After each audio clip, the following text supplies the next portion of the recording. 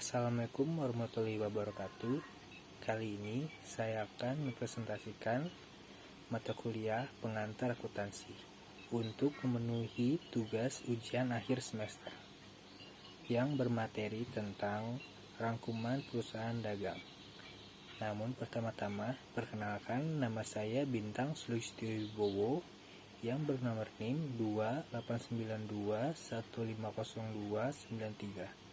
Saya berasal dari Prodi Manajemen Sore B. Nah, sekarang mari kita lanjut ke pembahasannya. Pengertian.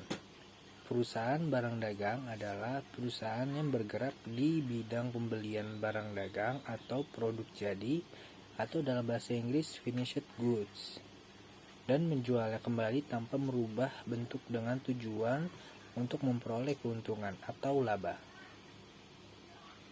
Barang dagang. Pengertian barang dagang.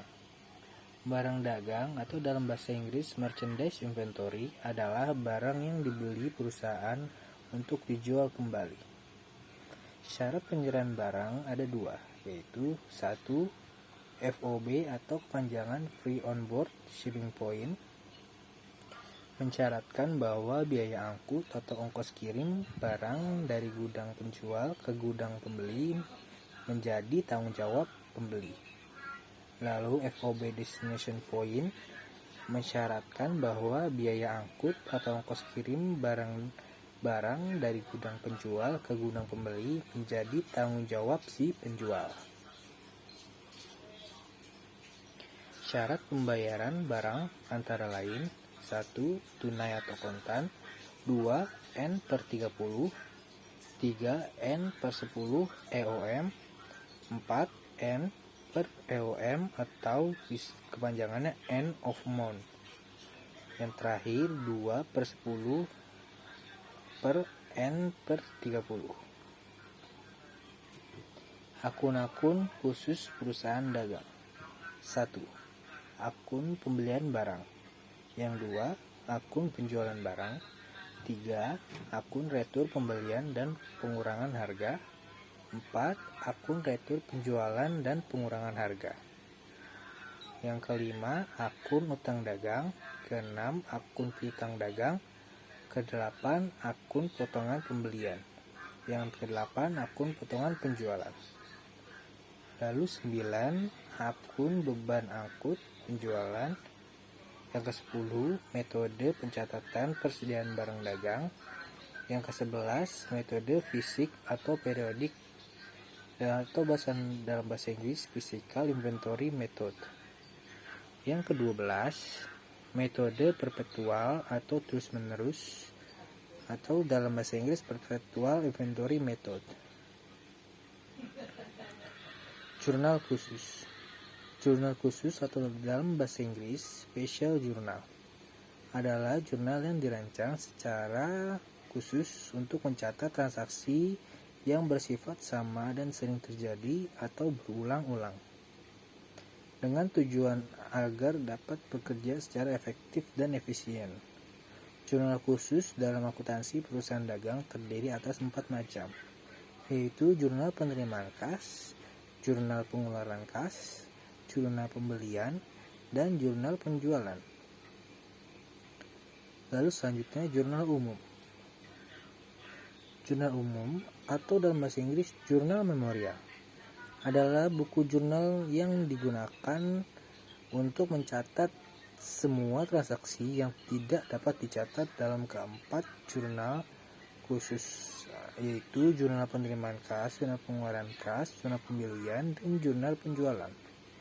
Transaksi yang dicatat dalam jurnal umum antara lain: 1. Pembelian barang dagang. 2. Penjualan barang dagang. 3. Penerimaan kas. 4. Pengeluaran kas. 5. Retur pembelian dan pengurangan harga. 6. Potongan pembelian. 5. Retur penjualan dan pengurangan harga. 7. Potongan penjualan. 8. Beban angkut pembelian. 9. Beban angkut penjualan.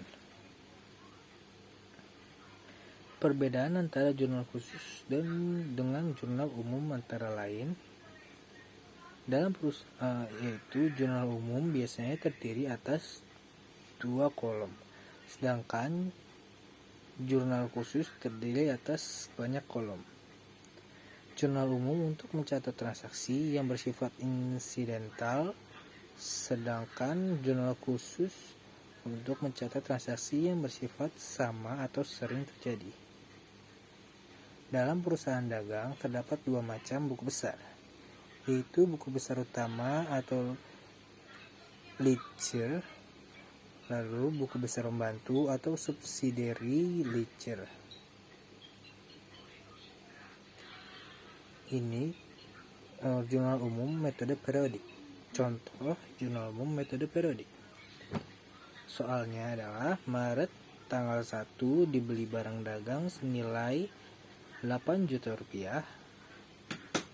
Soal tanggal 7 Maret dibeli barang dagang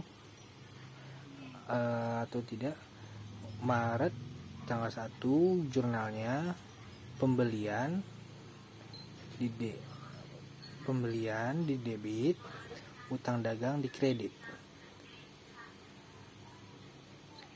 Maret tanggal 7 dibeli barang dagang 5 juta rupiah, dibayar tunai 2 juta rupiah, sisanya dengan termin 2/10 N/30.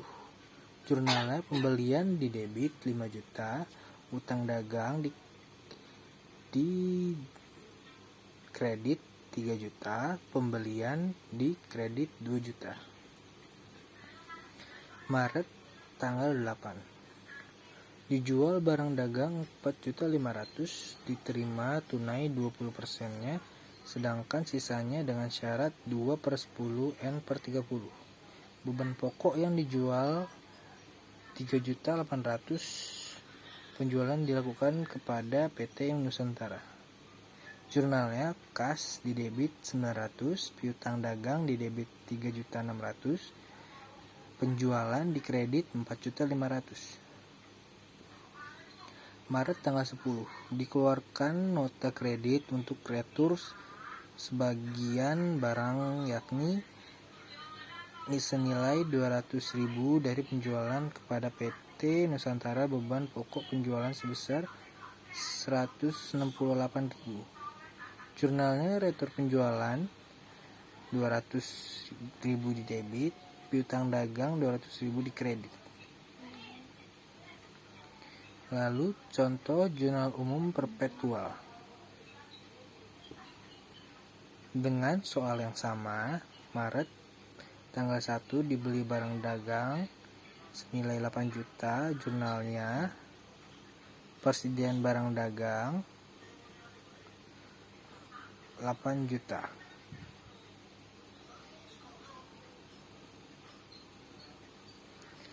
Lalu Maret tanggal 7 dibeli barang dagang 5 juta, dibayar tunai 2 juta, sisanya dengan termin 2/10 N/30.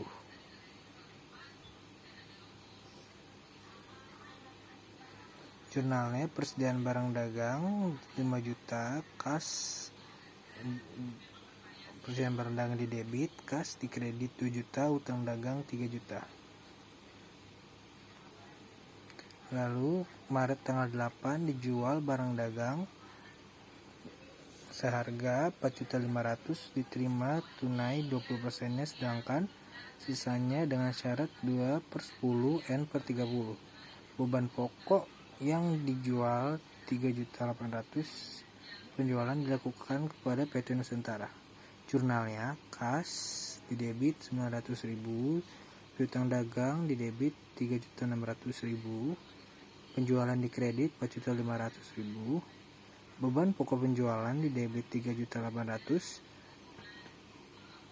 persediaan barang dagang di kredit 3.800.000. Lalu Maret tanggal 10 dikeluarkan nota kredit untuk retur sebagian barang, yakni senilai 200.000 dari penjualan kepada PT Nusantara.